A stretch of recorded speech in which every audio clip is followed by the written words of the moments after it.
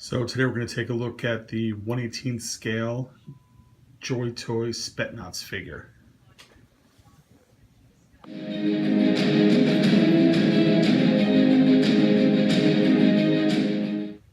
Now this figure I've actually received probably about a month ago or maybe even more.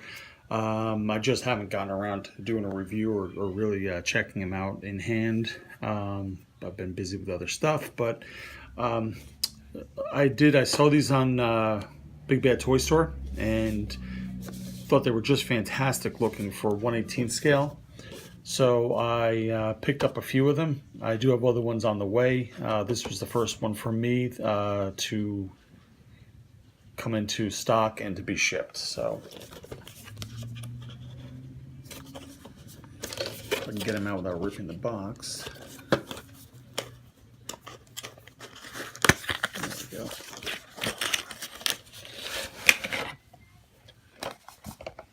And the box is pretty neat. It shows him from the front, the back, and then another front view.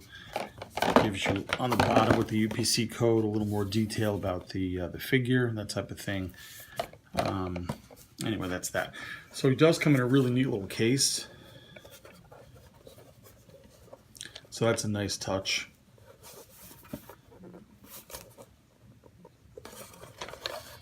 I figure I have to open them. There we go. Comes with a bit of paperwork. Let's see what this thing's talking about.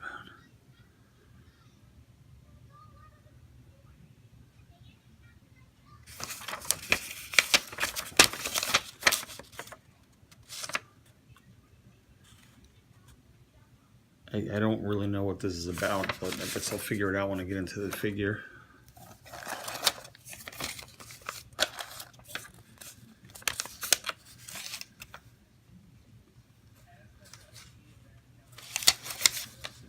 I guess they're showing you how to glue on the knee pads and stuff. I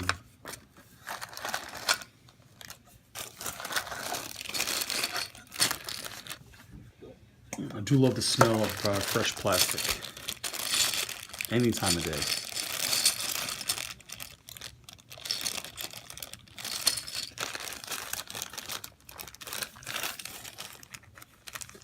So it does come with, it looks like a whole bunch of different parts you can put on them. Comes with a secondary head.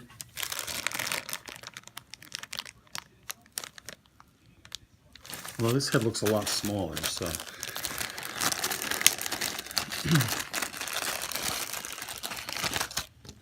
Let's take a look at the figure. He's got a helmet.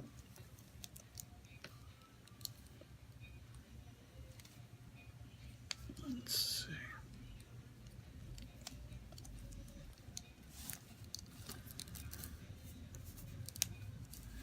Figure feels pretty nice. It's even got, which I love, the hinge toe.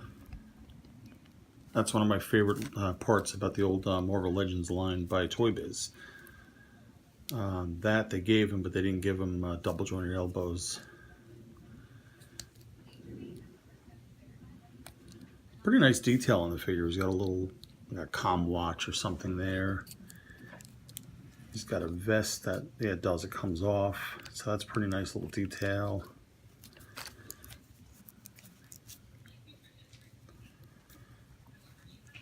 And it's a really nice looking facial sculpt too. Now I've heard some people complaining about the size of the figure, so that's the next thing I'm going to address. I did bring a couple of figures with me here to check them out with. So here's a typical Blue Box Elite figure. Get them both to stand now. Did you ever have one of those days? So those two figures are perfectly in line, no problems. Now here's a custom I made. This is based on a G.I. Joe Serpentor figure, which is a slightly larger figure. And he's larger. And now we're talking about actual heights. This figure goes about 4¼ inches. So again, for 1/18 scale, that's a large figure.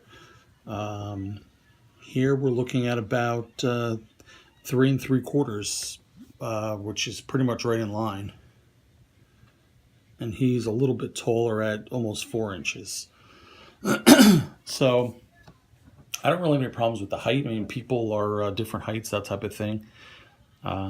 I guess if you were giving him operations where he had to get into smaller places or that type of thing, you know, that height might come in handy. I mean, he's not a 6'3", 6'4" guy. I think he would come out to be about 5'9", 5'10", somewhere in that range. So that's not really out of the question. Let's see this other head.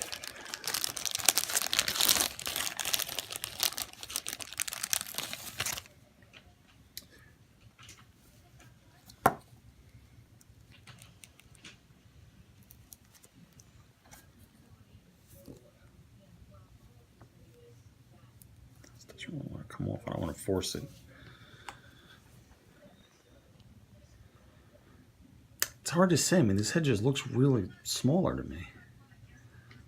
I thought maybe it was from the 1/24th line, but maybe not. But anyway, I'm just gonna put it back in the bag. I'm not really gonna do anything with it. But we'll check out the other stuff in the bag.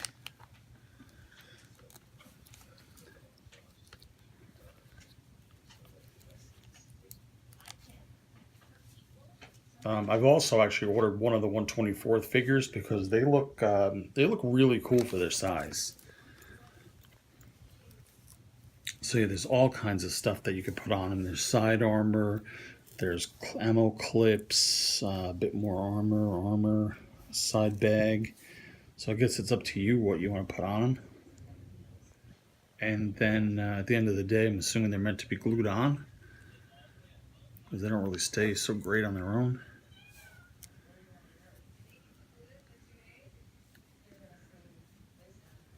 Yeah, this is one of those things I guess you just take some time and play around with it and see what works for you.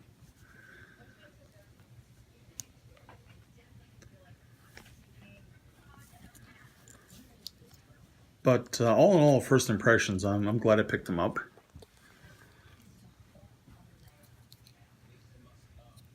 Reminds me a little bit of the Marauder Gunrunner figures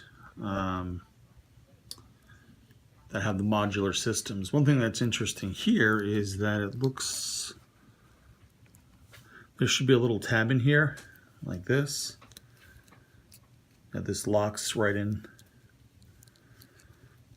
to the other side. Well, this side's missing it, so that's a defect. So that's kind of a bummer. I mean, it's one of those things I can get it closed and glue it in place. It's not really big of a deal to me because I'm not going to take it off. But, you know, when you're paying top dollar for an item, you do want all that stuff to be included. There's no reason for defects. He does have hinged wrists also.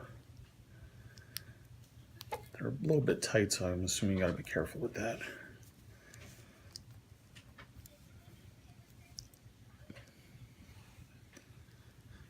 But yeah, if there's any questions about it, I can answer. I'll try and help you. Again, I do think it's worth at least checking out one figure. You know, depending on what size 3¾ figures or 1/18 figures you're using, he does fit in.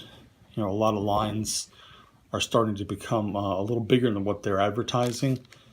You know, if you get a 1/12 figure, it should be 6 inches, give or take, depending on the character. You know, in this case, it should be 4 inches, give or take, depending on the character. And he fits right in that area. So anyway, that's what I got. Like I said, if any questions, let me know. And I hope you guys have a great day, and I'll catch you later. Bye. Keep watching for the next video. Come back soon. Bye.